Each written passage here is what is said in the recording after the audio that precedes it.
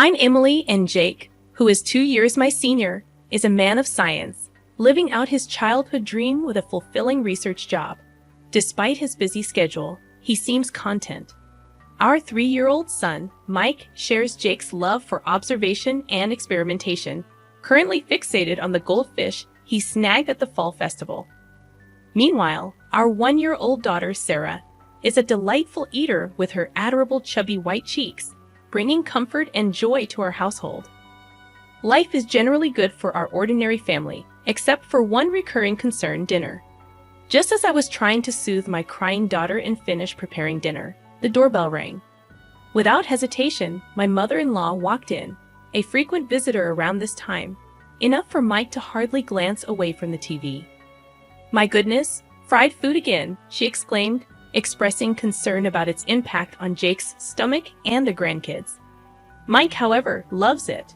My mother-in-law swiftly took charge, offering a creamy vegetable stew and minestrone, enough to last for at least 3 days. As she set the table, my spirits sank at the sight of the mostly carrot and cabbage-filled stew. Interrupting my thoughts, she insisted I pack up the food she brought. Despite its lack of appeal, wasting food was not an option. This routine, familiar since her last unexpected visit, where she swapped my clam chowder for her fried chicken, concluded with her leaving without acknowledging her grandchildren. After she left, my son softly remarked, "Grandma took my fried chicken again." My heart ached at his sad face, but I assured him there was a little meat left. As I heated up the oil, I felt relieved seeing my son's joyful reaction to the promise of more food. Yet beneath the surface, my dissatisfaction lingered. My mother-in-law's intrusion had escalated since my marriage, peaking over the last year. Each week, unannounced during dinner prep, she would criticize my cooking and parenting, leaving her cream stew behind. In the past 6 months, she started taking our food home, undermining our meals. As I juggled baby food and distracted the kids, the tough task of cooking continued.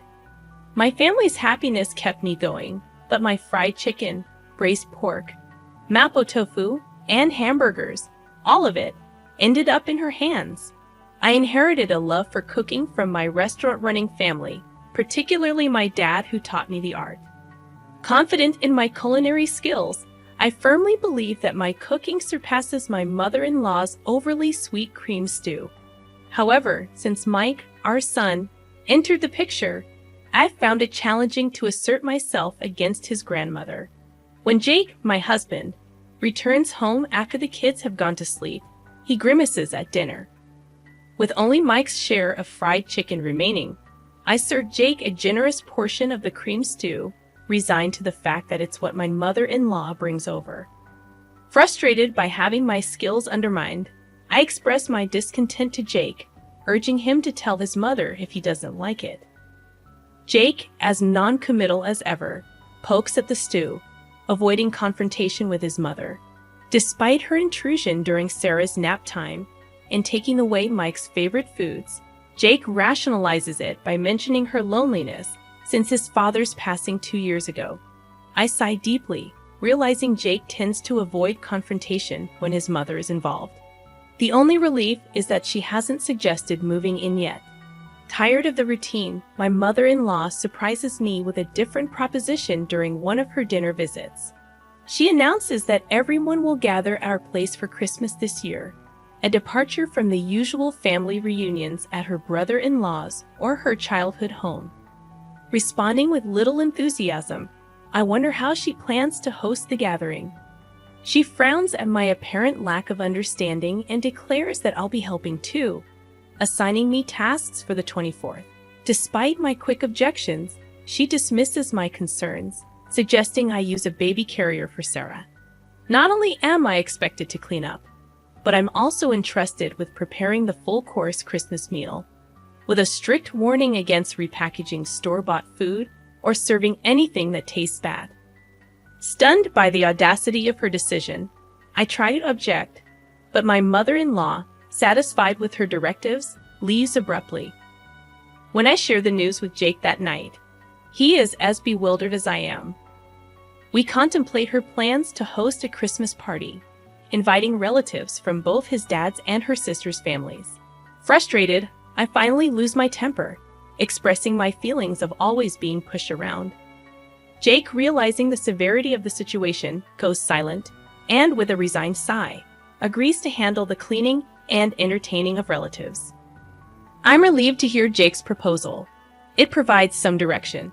However, he adds a request. Can you still cook the full-course Christmas meal? Jake gazes at the meatloaf his mother-in-law left for us, making it hard to refuse.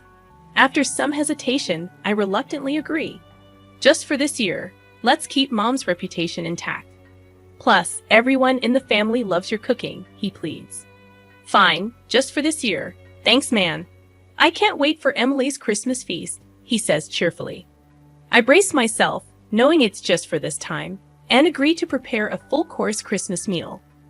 When I inform my mother-in-law that Jake will stay over to help with cleaning, she makes a displeased face, commenting on how the man of the house shouldn't do such things. Despite her discontent, she seems reasonably satisfied seeing Jake bustling around at his parents' home for my sake. Then comes Christmas lunchtime. Emily, is the corn soup ready? I'm preparing the croutons now. I respond, scurrying around the kitchen to get the carpaccio and corn soup ready. You're so inefficient. I'll bring the food myself, she declares. I'm sorry. If you're going to complain, try preparing a meal for 20 people. It's really exhausting. Finally, the serving is done, and I sit down at the party. Jake, having put our daughter down for a nap in another room, has been supportive. Preparing a full-course Christmas meal for 20 people was challenging, but it feels good to see everyone enjoying my cooking. However, that good feeling lasts only a moment. This quiche looks so beautiful. It's like something you'd buy. Thank you. Geez, you're good at flattery. This carrot slaw is perfectly balanced with the vinegar. The orange scent really freshens up your mouth. That's because Christmas meals tend to be rich, so I made it a bit more acidic. Something's off.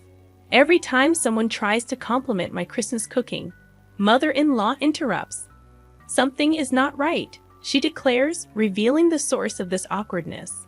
Sophia, father-in-law's sister, comments, Emily, mother-in-law, is such a great cook, isn't she? Confused, I let out a dumbfounded sound. Unperturbed, Sophia continues her story. Did Olivia make this entire Christmas feast? That's amazing. Huh? I haven't cooked a full-course Christmas meal in ages.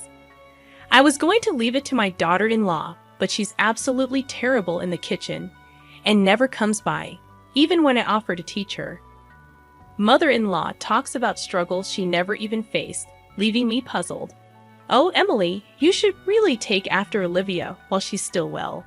Jake might miss the taste of home sometimes, you know. The way to a man's heart is through his stomach.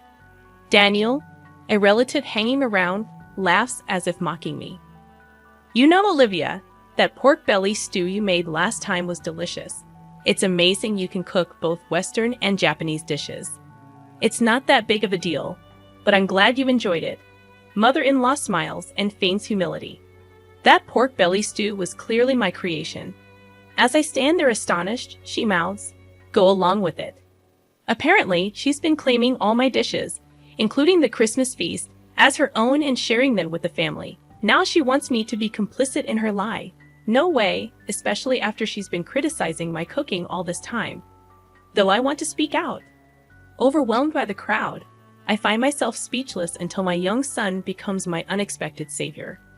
Mom, this omelet is really tasty. It looks different than usual, but your omelets are always good, echoes his high-pitched voice, silencing the noisy adults. Sophia, perhaps out of kindness, attempts to cover for my son, saying, "Oh, Mike, this is actually what your grandmother made." Astonished, my son responds, "Huh? But it's tasty, so it's got to be Mom's omelet." Grandma's omelet is super sweet and gritty. It doesn't taste good. He passionately insists, gesticulating wildly, leaving the adults exchanging puzzled glances. Panic ensues, and the mother-in-law tries to intervene, saying, "Emily, don't teach the child to lie." Excuse me? Who's the one lying here? Mom, am I a liar? Mike looks up at me, his face full of insecurity. That's when I feel my blood boil. Frustrated, I declare, Mike is not a liar. The one lying here is you, Grandma. Huh. She must not have expected me to stand up to her. My mother-in-law looks shocked as I stand up, pointing dramatically at the table. I made this entire Christmas feast, including the corn soup. Everything from start to finish. Naturally, the room erupts in response. My flustered mother-in-law begins to panic and yells, "Wait, wait, wait. Emily, you've been lying this whole time. Have you lost your mind?" "I'm not lying," I assert. Sophia, pulled into this, looks up at me surprised. "Yes, it was delicious. I made that too." You're terrible, stealing credit for Jake's mom's cooking and trying to set her up. "You're the worst daughter-in-law," I accuse. Attempting to defend herself, my mother-in-law hesitates, then shouts, "It's a secret family recipe. I can't tell you in public." The relatives, initially disgusted by our petty fight, start to see who was in the right. But my husband Jake appears near the door, restraining me with a stern voice and face. "Emily, that's enough." My mother-in-law clings to Jake, looking like a tragic heroine. Jake, addressing his mother, says, "Mom, you're the awful one here. This entire Christmas feast Emily made all day while taking care of the kids. Trying to take credit for it is pretty low." Caught in the middle again, Sophia looks at the creamy stew, recalling how sweet it was. "Yeah, it was insanely sweet, wasn't it, Mom?" Seizing the opportunity, Jake reveals, if it's sweet, it's tasty. She's always been cautious about salt and oil, but uses sugar with no limits. So all her dishes taste like a block of sugar. The truth unfolds, exposing mother-in-law's lies. Disillusioned, the family realizes that all the recent dishes were likely made by me, not her. Mother-in-law, exposed for all her lies, panics and tries to appeal to Jake's emotions. "Why are you siding with your daughter-in-law? I'm your mom," she pleads. The revelation leaves everyone in the family disillusioned with the mother-in-law. "I never wanted to say this, Mom. I thought your actions were driven by loneliness since Dad isn't here, so I've been having Emily put up with you. But what you're doing is nothing short of harassment towards her. There's no reason to protect you anymore. Don't see Emily or the kids ever again." Jake, firm in dismissing his begging mother, starts to clean up the Christmas feast. Then he apologizes to the relatives, saying, "I'm sorry for the disturbance this Christmas. Emily, Mike, let's go." As Jake takes Mike's hand and stands up, Mike glances at his grandmother and asks, "Grandma, where's your I'm sorry?" "When you lie, you say I'm sorry, then you get forgiven, right? Isn't that right, Mom?" I get it. You have to be forgiving when it comes to raising kids, but a simple sorry isn't going to cut it. Luckily, I didn't have to worry for even a second. Mother-in-law clenched her lips so tightly they looked like they'd bleed, clearly having no intention of apologizing. Seeing her, Jake sighed as if he had enough. Grandma can't even say I'm sorry, and she's supposed to be an adult. How sad. Let's go home and have Mom's delicious Christmas feast. Okay. We left behind a growling mother-in-law and confused relatives, carrying our sleeping daughter and the Christmas feast. As we left Mike's house, we went straight to my parents' place and served the Christmas feast. Everyone was delighted and ate with joy. This is what I had been striving for, so my heart was full. Jake, of course, apologized profusely and promised never to let us meet his mother-in-law again. Apparently, the atmosphere at my house remained awkward. His relatives dispersed, leaving only a soulless mother-in-law and some bland food. The next day, mother-in-law's sister and her husband, as well as Jake's sister, visited as promised.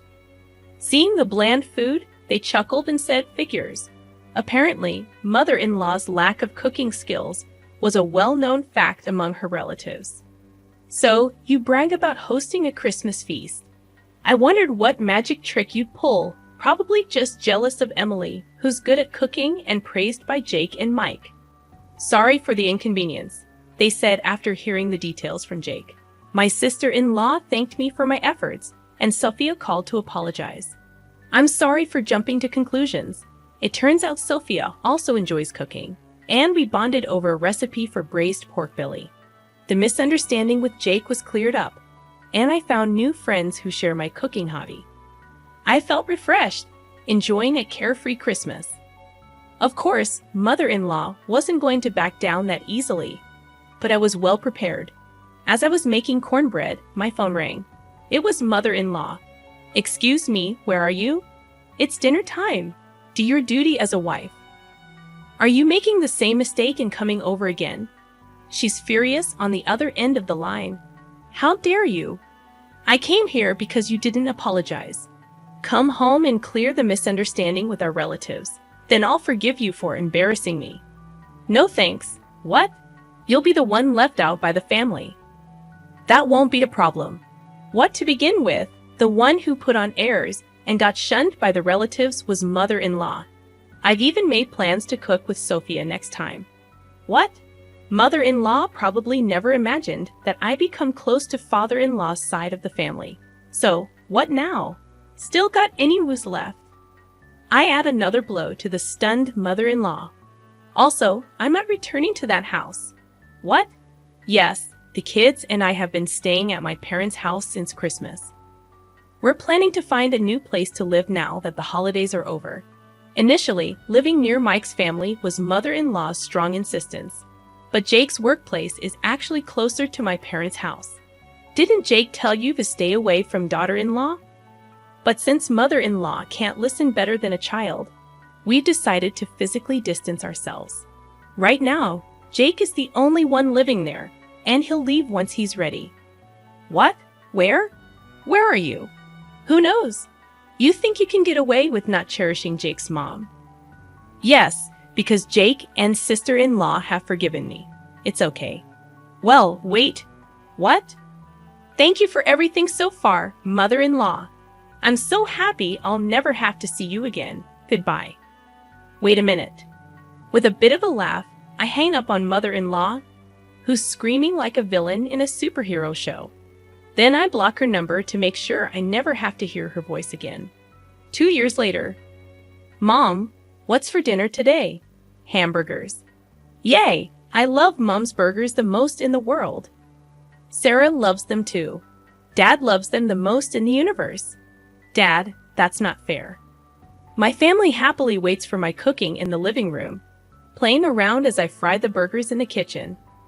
My heart warms up again today, watching them eagerly await my cooking, smiles on their faces.